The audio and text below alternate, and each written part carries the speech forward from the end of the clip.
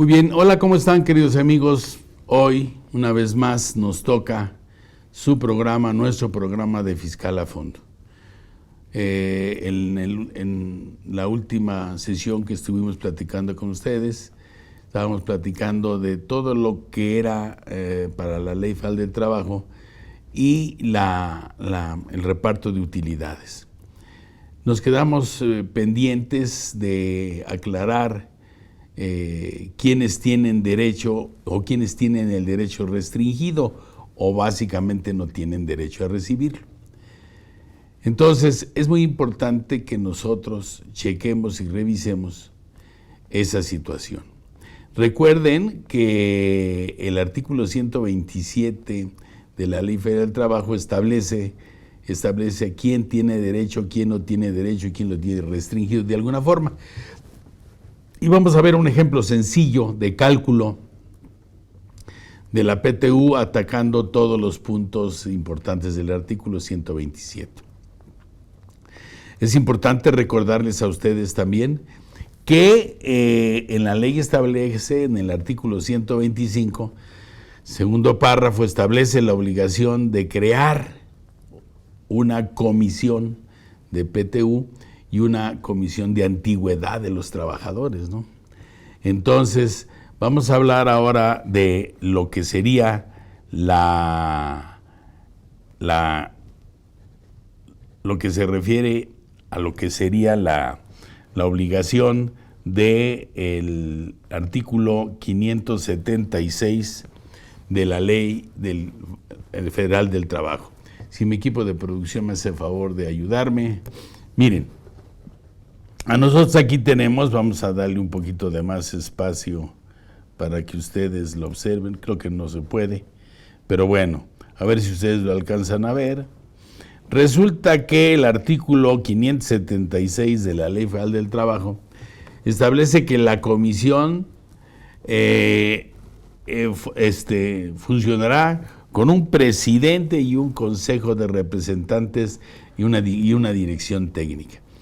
Igual número de trabajadores del patrón y del trabajador. Entonces, pero sí es importante que nosotros sepamos también cuáles son las condiciones de esto.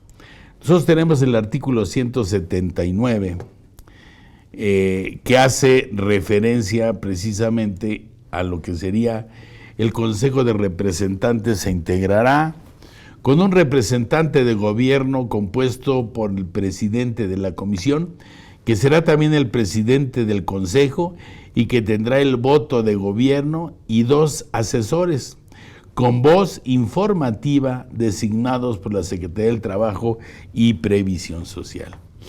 Y la fracción segunda, con un número igual, no menor de 2 ni mayor de 5 de representantes propietarios y suplentes de los trabajadores sindicalizados y de los patrones, designados de conformidad con la convocatoria que para estos efectos expida la Secretaría del Trabajo y Previsión Social.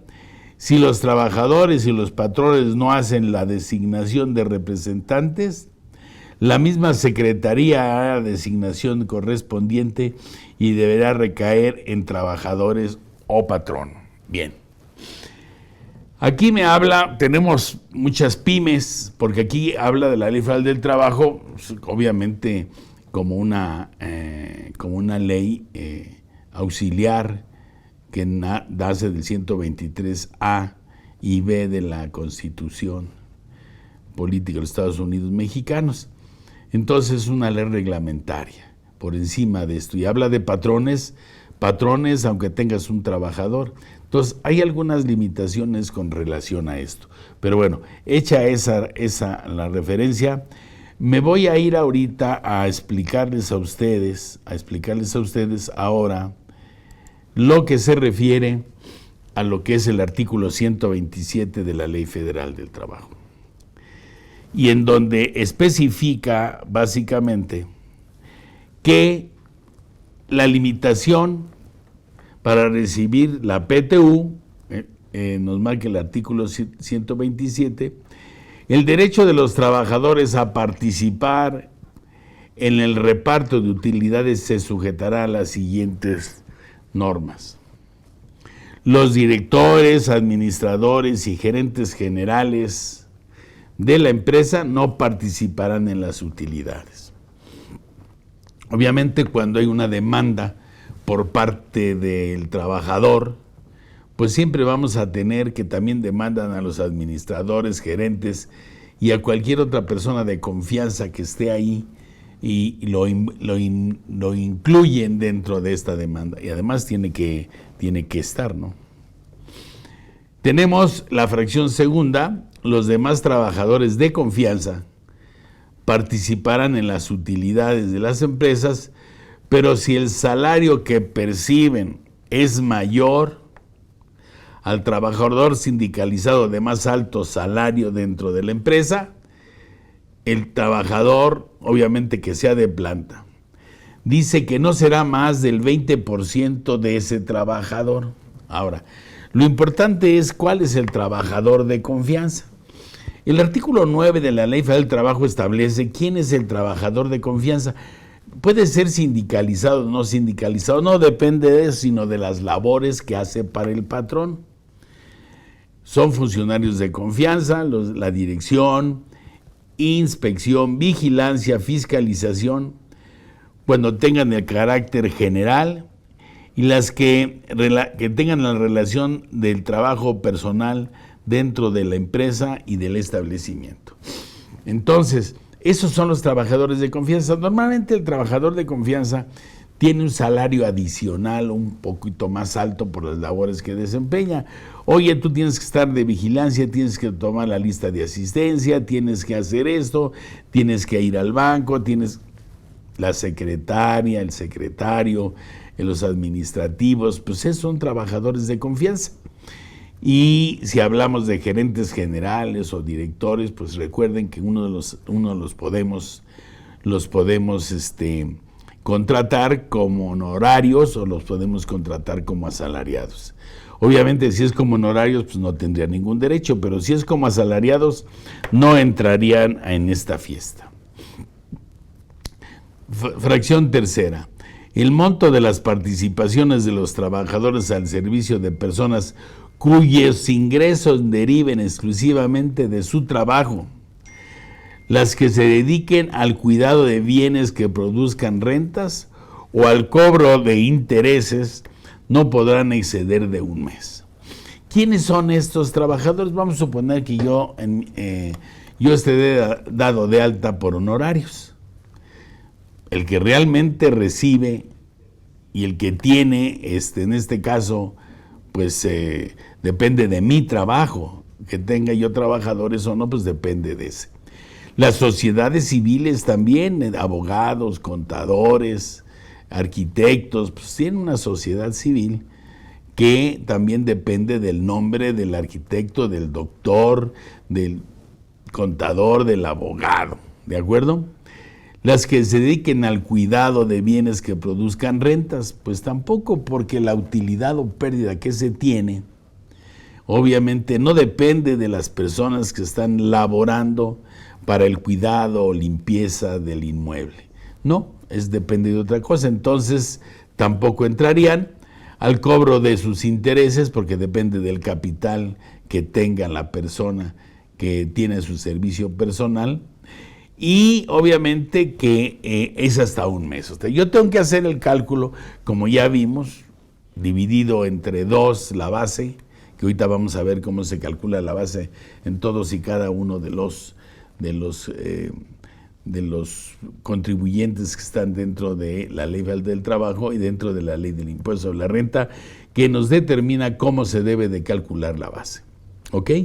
Entonces, yo lo debo de calcular porque así lo establece la ley, pero lo único que se les va a dar es hasta un salario. ¿De acuerdo?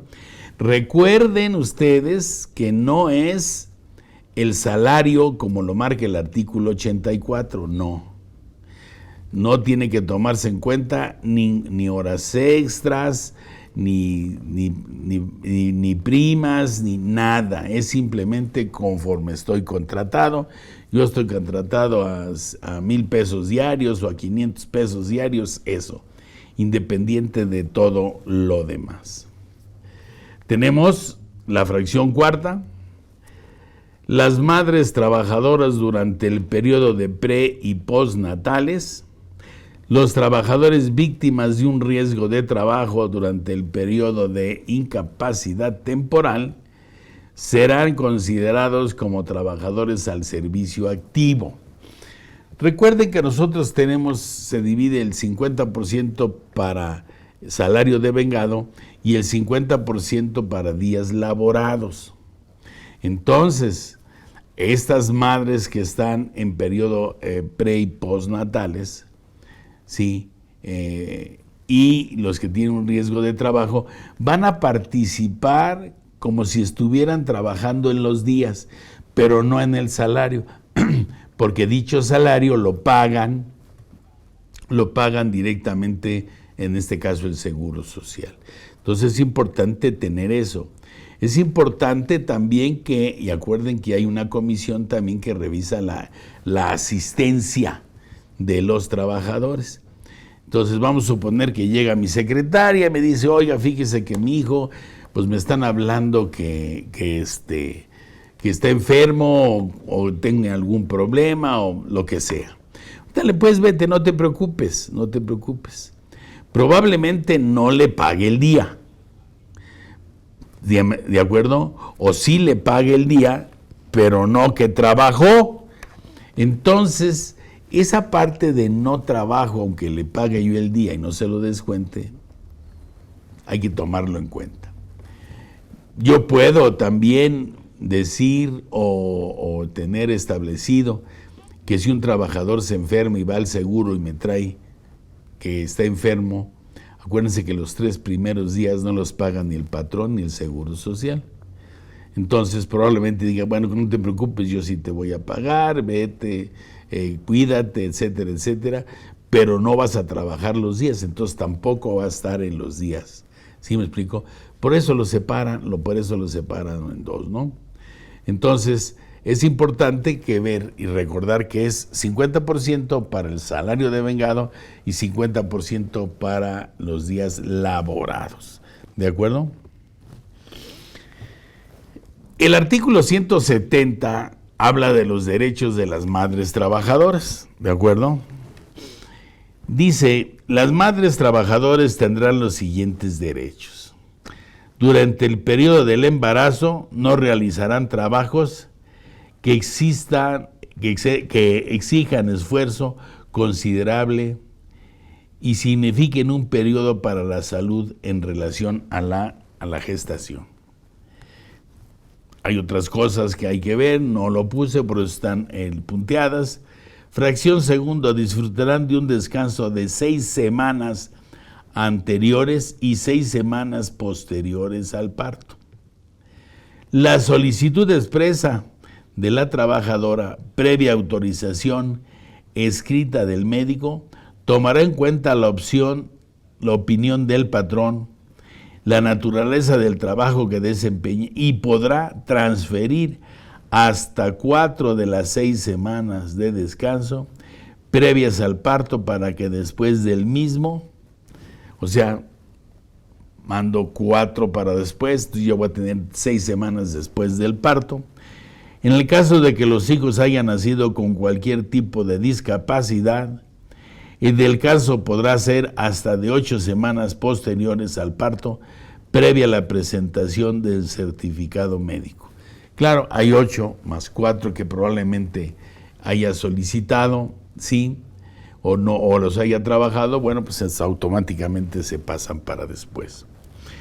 2 bis, en el caso de la opción de la adopción de un infante, disfrutará un descanso de 6 semanas con goce de sueldo posteriores al día en que adopten a este menor. Miren, aquí se le va a seguir pagando, pero no los va a trabajar.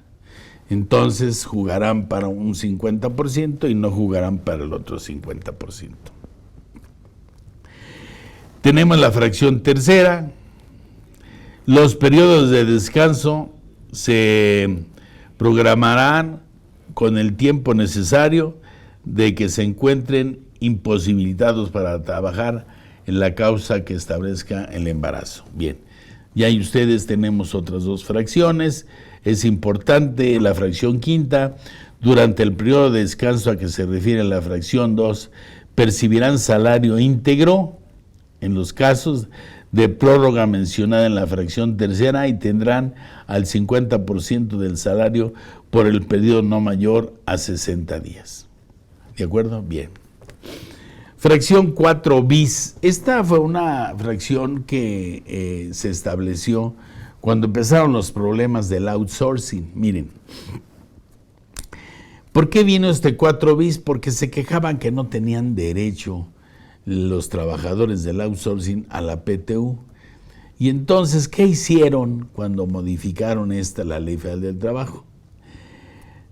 Pusieron este 4 bis. Los trabajadores del establecimiento de una empresa formarán parte de ella para efectos de la PTU. ¿De acuerdo? Es importante entenderla porque el artículo 16 de la Ley Federal del Trabajo establece qué es una empresa y qué es un establecimiento. Y mire, para efectos de las normas del trabajo, se entiende por empresa la unidad económica de producción, distribución de bienes y servicios, el todo. Establecimiento, la unidad técnica que como sucursal, agencia u otra forma semejante sea parte integrante y contribuya a la realización de los fines de la empresa. Automáticamente, si nosotros vemos el outsourcing, pues el outsourcing es un todo, que es la unión para poder tener y para poder ser como establecimiento y como empresa. Entonces, los trabajadores del outsourcing, con esta fracción 4 bis, tienen la posibilidad de recibir, según esto que estamos especificando, de recibir PTU de la outsourcing y de los outsourcers donde esté trabajando, ¿de acuerdo? De acuerdo a las características o posibilidades de la recepción de esto y del cálculo, ¿no? Entonces, es mentira que después se decía que no se repartía. Ahora, si no se repartía es otro boleto, pero en realidad estuvo legislado esto para esos efectos. La fracción quinta, la industria de la construcción, después de determinar qué trabajadores tienen derecho a participar en el reparto, la comisión a que se refiere el artículo 125 adoptará las medidas que juzgue convenientes para su citación. Esos trabajadores de la construcción que se les paga por semana y que se tiene y que además se cobra por metros cuadrados, no se cobra por número de trabajadores, sino se cobra por metros cuadrados. Situación un poco agresiva, por lo siguiente, ahorita les explico. De repente no se presentan en la semana, que se tomaron hasta la presión, se pusieron mal, se van, regresan y bueno, de alguna forma esos trabajadores de la construcción los necesitamos y que estén ahí listos y atentos, ¿no? Entonces, ¿para qué? Para que la construcción avance. Aquí tenemos una cosa que no estoy tanto de acuerdo, porque miren, si yo compro cemento, varilla, ladrillos, arena, todo lo necesario para construir, pues me cuesta lo mismo en cualquier parte que yo las adquiera. Vamos a tener que son precios del acero, precios del cemento, precios del ladrillo, ¿de acuerdo? Tienen un mismo precio en todos lados. Ahora, ¿en dónde voy a tener esas personas trabajando? ¿Las voy a tener en la periferia de la Ciudad de México o las voy a tener en Bosques de las Lomas o Polanco o cualquier otra otra colonia o demarcación de mayor rango o de mayor capacidad con de dinero que tengan. Entonces, el metro de construcción en la periferia tiene un precio y el metro de construcción en estos otros niveles altos tiene otro precio. Y se toma como precio, están trabajando lo mismo y haciendo lo mismo. Sin embargo, se va a pagar de acuerdo al precio de construcción fijado según el área donde se está llevando a cabo este trabajo. Entonces, hay que tener muchísimo cuidado en decir que ya sé que es por metro. Pero si estos trabajadores, vamos a ver que han trabajado más de 60 días durante el año, ya empiezan a tener derecho a la PTU. Y entonces habrá que repartirla, ¿de acuerdo? Las trabajadoras del hogar que participarán en el reparto, no participarán en el reparto de utilidades, por supuesto. No se está generando nada, absolutamente. Así como las sociedades asociaciones civiles que no persiguen ningún lugar de lucro, pues tampoco tienen utilidades, ¿no? Entonces, tampoco tendrán esas. Fracción sexta, los trabajadores domésticos no participarán en el reparto de utilidades. Los trabajadores eventuales tendrán derecho a participar en la utilidad de las empresas cuando hayan trabajado 60 días durante el año por lo menos. Esto es lo que yo les estaba diciendo de los famosos 60 días, son de los trabajadores eventuales. Cualquier otro. Recuerden que el artículo 50 establece qué tipo de contrato tenemos o qué tipos de contrato tenemos. Los tenemos por días, por horas, por semana, por tiempo determinado, etcétera. O por tiempo indeterminado. Entonces, estos que estamos hablando obviamente son trabajadores que pueden tener, por ejemplo, por días vas a venir a trabajar, no sé, viernes, sábado y domingo. Ya, viernes, sábado y domingo. Nada más. ¿Por qué? Porque tengo un restaurante, tengo un hotel y estoy en una zona turística, entonces necesito que vengas a trabajar en el restaurante o haciendo el aseo de los jardines, de las albercas, etcétera. Y entonces estamos viendo que son 52 semanas, ¿de acuerdo?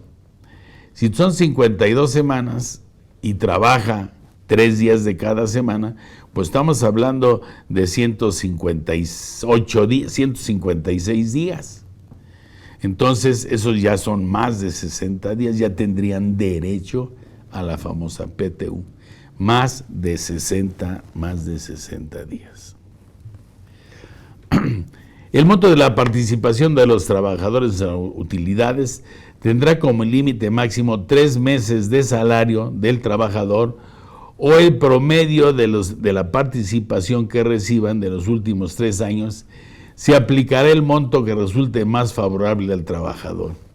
¿Ustedes creen que de verdad favorecen a los trabajadores? Eso es mentira.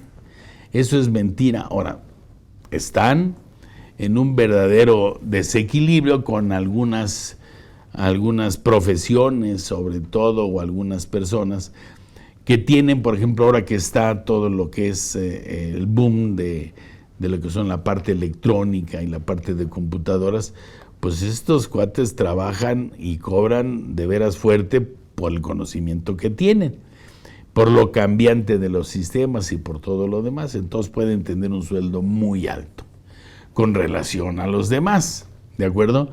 Pero bueno, no se les puede limitar, ¿sí?, a que sea de 3 meses del salario. Vamos a suponer que gano, no sé, 50,000 pesos, ¿no? No más de 150,000, a la que a lo mejor me podría tener una PTU de 200,000 pesos, por decirles algo, ¿no? Entonces, así tendría que ser esa fue la última limitación que pusieron, que realmente con el Consejo Coordinador Empresarial, pues se pusieron de acuerdo para de alguna forma fastidiar a esos trabajadores. No se les puede dar más en el cálculo, por favor, eso es muy importante. Ahora bien, es importante también que ustedes sepan que al momento de determinar la base de la PTU, con todos estos lineamientos, pues tenemos que ver de qué forma se tiene el cálculo. Repito, ya tengas un trabajador o ya tengas más de 50 trabajadores, ¿de acuerdo? O más, ¿de acuerdo? Es importante. Inclusive del outsourcing y no outsourcing, ¿no? Aunque supuestamente está prohibido, nomás recordemos que hay una insourcing que sí está permitida. ¿De acuerdo? Bien. Bueno, ok. Con esto que estamos viendo, sí, déjenme achicar esta parte. Ya no sé qué pasó con mi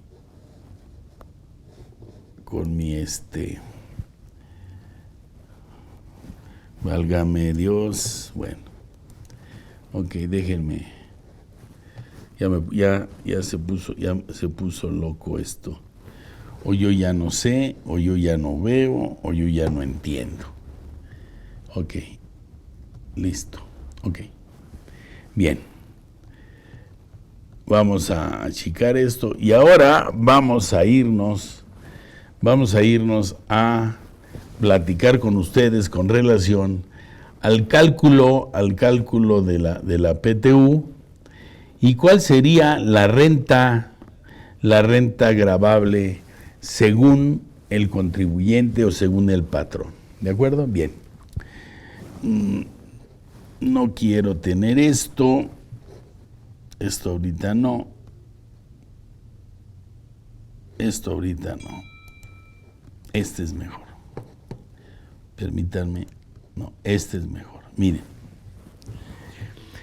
tenemos varios regímenes de cálculo de impuesto, ¿de acuerdo? Ahora tenemos personas morales arriba de 35 millones de pesos, personas morales abajo de 35 millones. Tenemos personas físicas con actividad empresarial, con actividad profesional, con arrendamiento, con intereses, que vamos a decir que son los que determinan una base gravable diferente a las que son por medio de una retención, ¿de acuerdo? Tenemos también régimen de incorporación fiscal, tenemos régimen de confianza, tenemos varios regímenes y entonces se determina en forma diferente la base del pago del impuesto. Y según la base del impuesto voy a tener que hacer lo que se considera la base para la PTU. Miren, aquí tenemos personas físicas con actividades empresariales y profesionales. Si tengo actividades empresariales, calculo por la actividad empresarial. Si tengo profesionales, los tengo que determinar como profesionales separados, con la problemática que obviamente se tiene. Y entonces dice que la totalidad de los ingresos acumulables del ejercicio, menos las deducciones autorizadas, ¿qué puedo deducir? Pues el 53 o el 47 según. Menos la PTU, menos las pérdidas, me da la utilidad gravable para el impuesto sobre la renta. Ahora, ¿qué pasa para la determinación de la PTU como está aquí abajo? La totalidad de los ingresos acumulables del ejercicio, menos los no deducibles del artículo 28, fracción 30 de la ley, menos las deducciones autorizadas. Si yo voy a deducir el 47, no es deducible, el 53 es deducible, me da la utilidad fiscal igual a la renta gravable, la multiplico por el 10%, 50% del salario devengado y 50% a los días laborados. Este es actividades empresariales y actividades profesionales. Actividades empresariales, no hay límite, actividades profesionales, hasta un salario, como lo marca el artículo 127. Bien, llegamos a la mitad de nuestra cápsula y es importante que ustedes recuerden que IMEFI es una institución que se dedica a la capacitación de personal técnico o inclusive, obviamente, de contribuyentes, contadores, estudiantes de la materia y que quieren conocer un poco más con diferentes opiniones. De seguro esto que les van a mostrar va a ser de utilidad para ustedes. Para quienes gustan del chismecito fiscal, ahora estamos en Spotify. No te pierdas ninguno de nuestros podcasts. Búscanos como IMEFI TV.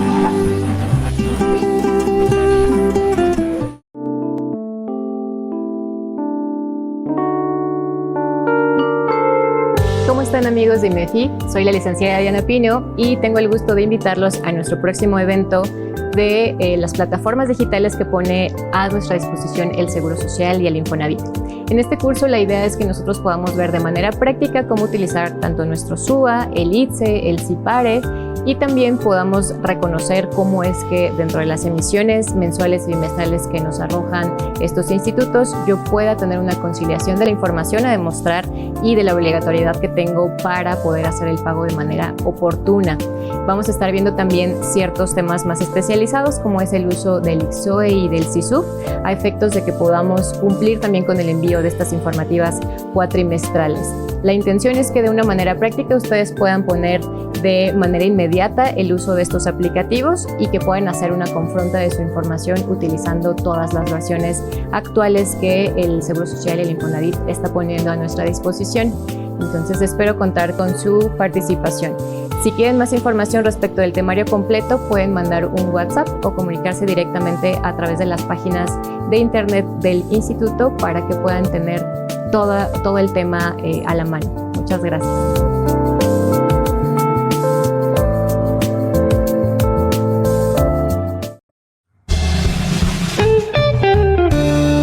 El día de hoy quiero presentarles algunos cursos en los que estaré al pendiente dentro de IMEFI. Mi nombre es Francisco Yáñez Ledesma y bueno, he tenido la oportunidad de estar dando cursos, el taller de temas selectos, el cual quiero platicarte un poquito de 3 temas que se manejan a través de este curso. Por un lado tenemos el tema de la CUFIN y el reparto de dividendos, y lo cual veremos a través de papeles de trabajo la manera de cómo poder llevar controles de esta cuenta especial y de qué manera la empresa puede tener beneficios al momento de repartir un dividendo, cómo determina financiera y fiscalmente. La verdad es que es un curso que te lo recomiendo ampliamente y más por el tiempo que se ha llevado a través de IMEFI. Otros 2 cursos que van dentro de temas selectos son la reducción de capital, la cual va acompañada de la cuenta de capital de aportación y que también es un curso muy interesante donde se analiza el tema del capital, su integración, su reparto y que en muchas mecánicas también va ligado al tema de la CUFIN. Y por último, el tema también muy importante de lo que corresponde a los pagos al extranjero. Este curso también en muchas ocasiones vemos como dueño de sucursales, de empresas, de establecimientos permanentes a un extranjero, que el tema de los tratados que evitan la doble tributación o el manejo, todo lo necesario para poder realizar pagos hacia un extranjero, formalidades, obligaciones, nos va a ayudar mucho dentro de este curso que tendremos, que abordamos estos 3 temas: el reparto del dividendo, la separación de las aportaciones y el tema de los pagos al extranjero. Esperamos poder contar con ustedes y bueno, vernos muy pronto. Me despido, mi nombre es Francisco Yáñez y esperamos verlos muy pronto.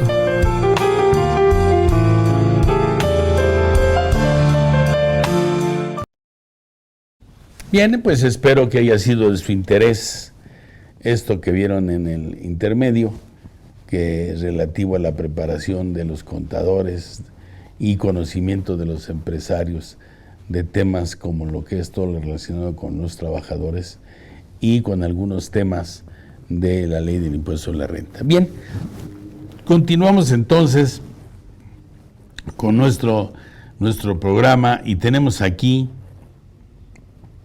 ahora las personas físicas con actividad empresarial del régimen de incorporación fiscal, ¿de acuerdo? Fíjense, acuérdense que el pago obviamente es un pago con base en un porcentaje. Totalidad de los ingresos acumulables de los 6 bimestres, deducciones autorizadas de los 6 bimestres, adquisición de activos fijos, gastos y cargos diferidos, y la PTU, pérdidas de los bimestres anteriores, me va a dar una utilidad determinada. Obviamente no se hace declaración anual en el régimen de incorporación fiscal, pero para efectos de la PTU es otro boleto. Recuerden que en el régimen de incorporación fiscal tenemos los años de permanencia y los años se montan con los ejercicios o los años fiscales. Entonces puede ser que sean en 2 años, 2003 y 2004, 2002 y 2003, el año de permanencia, y sin embargo aplica lo de 2003 y de 2000 y de 2002, ¿de acuerdo? Pero aquí es para efectos de la PTU, miren lo que dice. Totalidad de los ingresos acumulables de los 6 bimestres del año, no importa si está montado o no, menos pérdidas fiscales deducibles según el artículo 28, fracción 30 de los trabajadores, 47, que es el no deducible, menos deducciones autorizadas, que es el 53, menos la adquisición de activos fijos, gastos y cargos diferidos, y la PTU y pérdidas de bimestres anteriores. Eso me da la utilidad gravable. Entonces, sí es importante que para efectos de este régimen de incorporación fiscal tenemos 2. Unos que expiden comprobantes para que sean deducibles y trasladan el IVA para que sea acreditable a sus clientes, ellos como proveedores de servicios o de servicios, pero hablan servicios de actividad empresarial. ¿De acuerdo? Entonces, sí sería diferente, porque no es lo mismo que yo tenga ingresos menos deducciones y que reúnan requisitos a que no los tenga. Pues aquí yo tengo que tener deducciones autorizadas, ¿de acuerdo? De los 6 bimestres. Y para que sean las deducciones autorizadas, no importa si es con el público en general o con algún contribuyente. De todas maneras, tiene que reunir requisitos fiscales para que se pueda hacer el impuesto sobre la renta. Aquí, ni modo, aquí entran los grandes y los pequeños. 50% para salario devengado y 50% para días laborados. Es importante que, ¿cuál es la fecha de pago? Pues el día 17 del mes de enero, es el 6º bimestre. Bueno, pues serían 60 días del pago del 6º bimestre. Sería el 17 de enero, y del 17 de enero contamos 60 días para que nos dé la posibilidad de repartir. ¿De acuerdo? El cálculo, según la regla miscelánea 31321, le correspondería, obviamente, al 29 de enero, si es que la regla miscelánea y el transitorio 42 y 43 del 22, recuerden ustedes que esos transitorios es las que les dan vida al régimen de incorporación fiscal, ¿de acuerdo? Vamos a decir que están en terapia intensiva, ¿Ok? Bien, pues continuamos.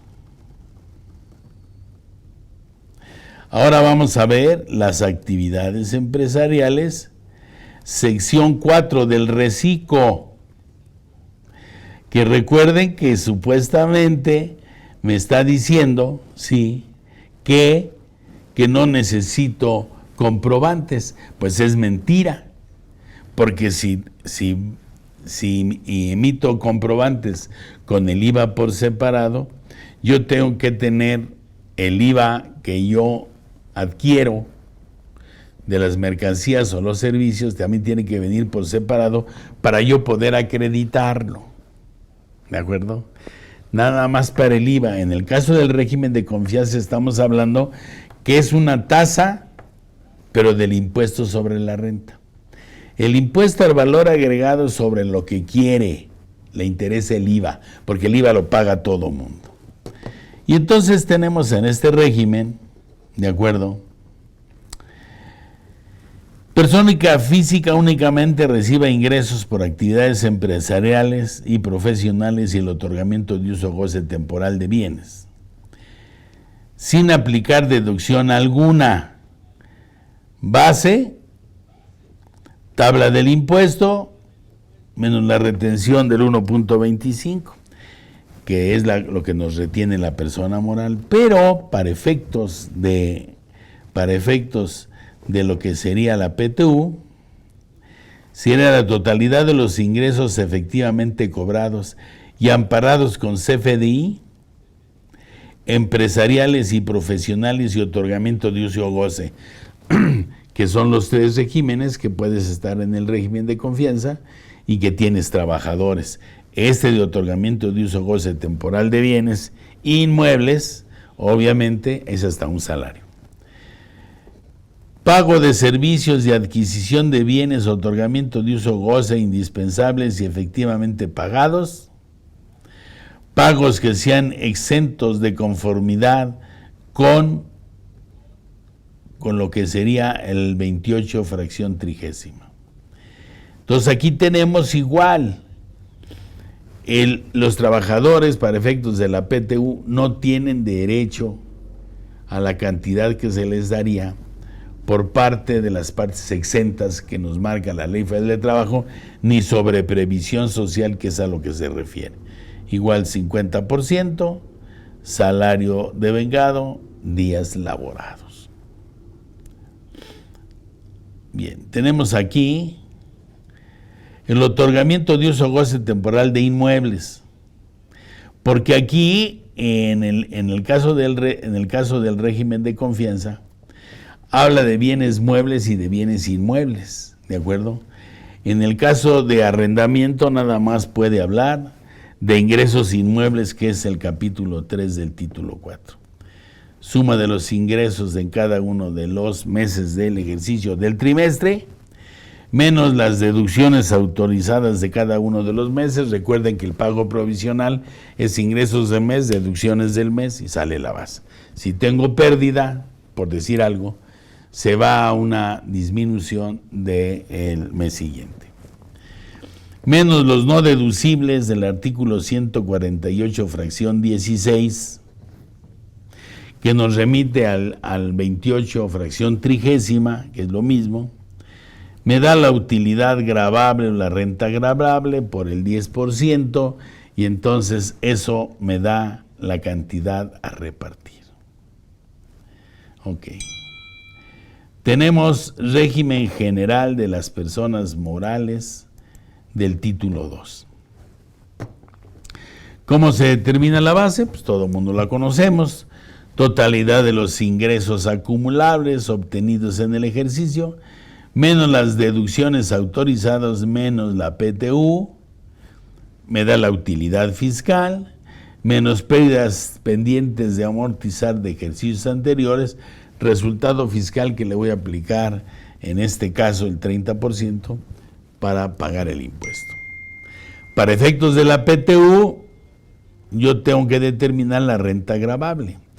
¿Cómo se determina la renta gravable? A la totalidad de los ingresos obtenidos en el ejercicio, menos las partidas no deducibles, 47, más las deducciones autorizadas, 53. Me da la utilidad fiscal igual a la renta gravable para la PTU, la multiplico por el 10% de la comisión y igualmente 50% para cada uno de los salarios devengados o de los días laborados. Sociedades, asociaciones civiles y sociedades cooperativas de producción. Esos también entran en un régimen muy especial porque recuerden que tienen una deducción adicional. Siempre y cuando, aquí hay que tener muy importante, si estas sociedades del título 2 están arriba de 35 millones o abajo de 35 millones, ¿de acuerdo? Aquí podemos tener abajo de 35 millones y que se hayan ido porque así les conviene, no porque hayan querido, porque ya si no están conformes hubieran cambiado, para poder reducir los anticipos y rendimientos que se asimilan a salarios, que es un castigo impresionante, brutal. Totalidad de los ingresos acumulables obtenidos en el ejercicio, menos las deducciones autorizadas, menos las PTU, menos los anticipos y rendimientos asimilados a salarios de conformidad con el artículo 25, fracción 11. Menos las pérdidas, me da el resultado fiscal, la 30% y está el ISR del ejercicio. Ahora, ¿qué pasa en el mundo de la PTU? Pues realmente ya casi lo está dominado, porque es a la totalidad de los ingresos obtenidos, si es al cobro, a los anticipos y rendimientos, es las partidas fiscales no deducibles, las deducciones autorizadas, aquí lo único que se suma son los anticipos y rendimientos, si están obviamente obligados o les permite hacer la deducción del artículo 25, fracción 11, menos los que están en el régimen de confianza. El 10% y bueno, igualmente, ¿de acuerdo? Bien. Como ven ustedes, así se calcula esto.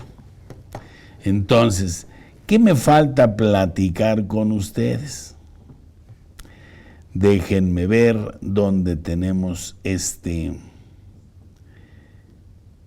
aquí lo tenemos.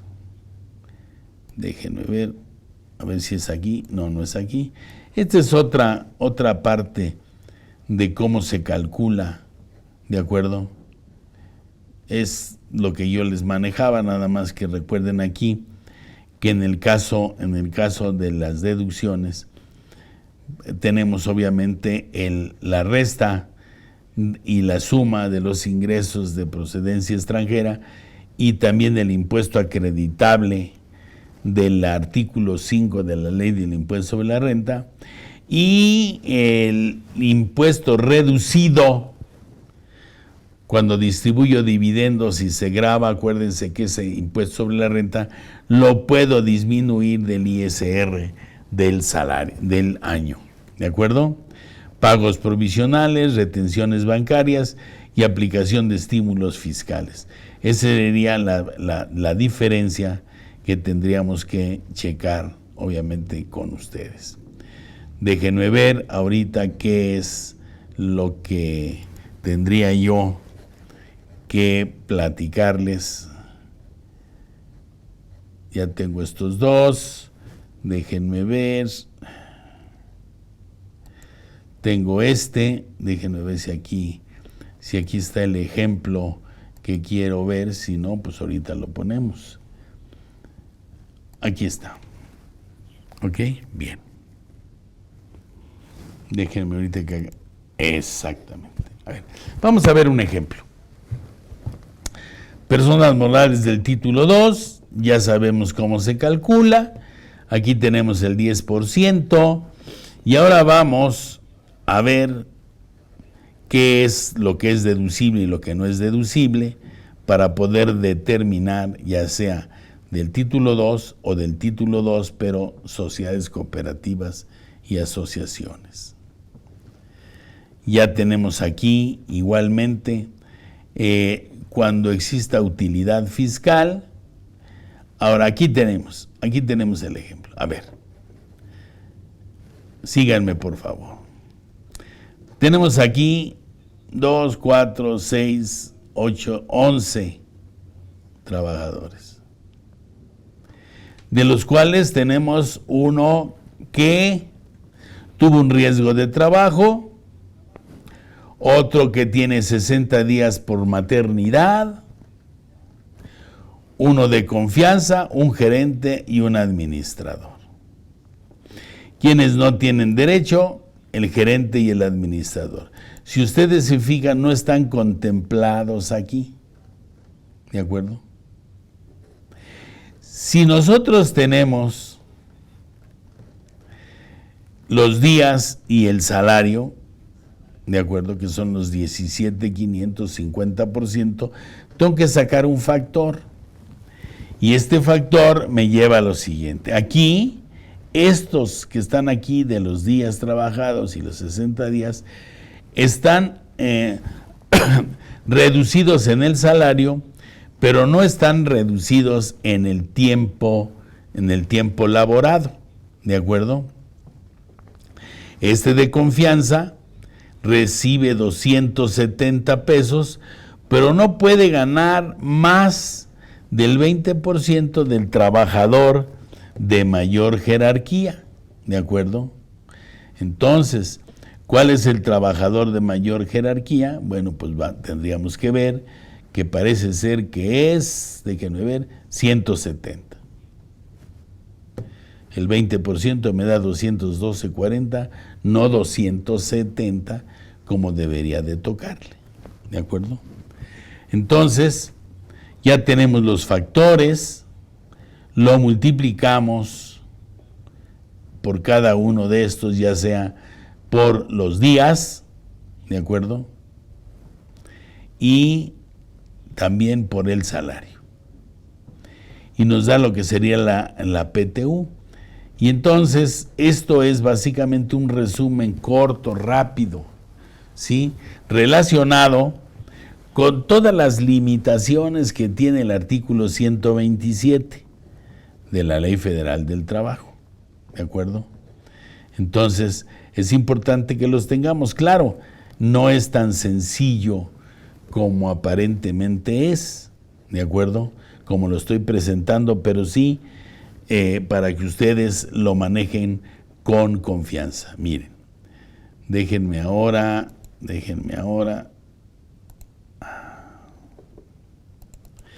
Tengo aquí un ejemplo. Ya se podrán imaginar. Tenemos aquí, pues nada más tenemos una lista de 47 trabajadores, ¿de acuerdo? Tenemos los días trabajados. Estos son los que se dieron de baja, miren, 243 días nada más, 120, 242, 119 y 168. Todos los días de alguna forma, todos los demás de alguna forma, según cuando entraron a trabajar o se fueron antes de terminar el año, tienen derecho a la PTU con más de 60 días, por supuesto. Y aquí están los días trabajados, miren, aquí está, ¿de acuerdo? Si nosotros tenemos que son 364, miren, 363, ¿sí? 349, 120, 119, algunos que son de 365, ¿de acuerdo? 179, 132, 130, aquí, ¿de acuerdo? Y esto obviamente si yo lo tengo y lo meto en una hoja de Excel, pues me puede dar fácilmente cómo puedo determinar el factor o los factores para poder multiplicar. Esto suma de la PTU, aquí ya habíamos dicho 3.740.000 pesos, ¿de acuerdo?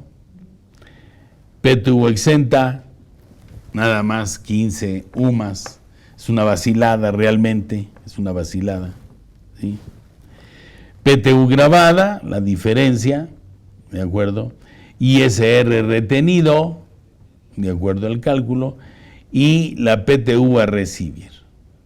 Entonces, aquí tenemos todos los cálculos y cómo se determina cada uno de ellos, ¿de acuerdo? Tenemos acá vamos a hablar de otra empresa, ¿de acuerdo? Otro ejemplo. Y aquí tenemos salario anual. Miren ustedes, aquí tenemos uno que son 349, son menos días, 500 pesos, 370, 480.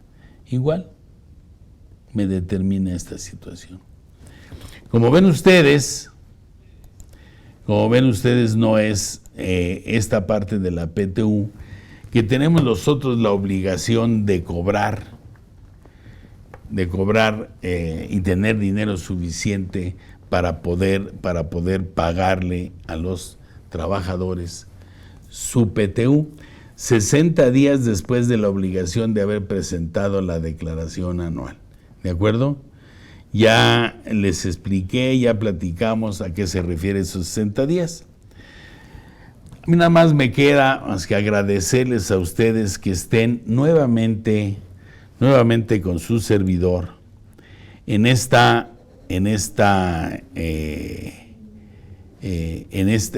cápsula, en esta segunda cápsula de PTU, y que ustedes estén al pendiente y lo puedan ustedes estar viendo dentro de los programas y a la hora que ustedes puedan.